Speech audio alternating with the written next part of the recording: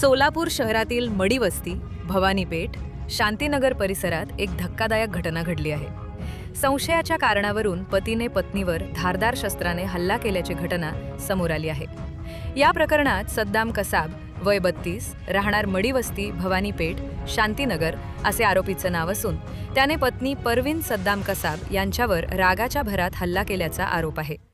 हल्ल्यात परवीन कसाब या गंभीर जखमी झाल्या असून परिसरातील सतर्क शेजाऱ्यांनी तात्काळ मदत करत त्यांना श्री छत्रपती शिवाजी सर्वोपचार रुग्णालय अर्थात सिव्हिल हॉस्पिटल येथे दाखल केले आहे. सध्या त्यांच्यावर उपचार सुरू असून त्यांची प्रकृती गंभीर असल्याचे सांगण्यात येत आहे. या घटनेची माहिती मिळताच पोलीस प्रशासनाने तातडीने कारवाई करत अवघ्या 10 मिनिटात आरोपी सद्दाम कसाब याला ताब्यात घेतले. पोलिसांची ही दमदार आणि जलद कारवाई कौतुकास्पद ठरत आहे. या घटनेमुळे परिसरात एकच खळबळ उडाली असून पुढील तपास पोलीस करत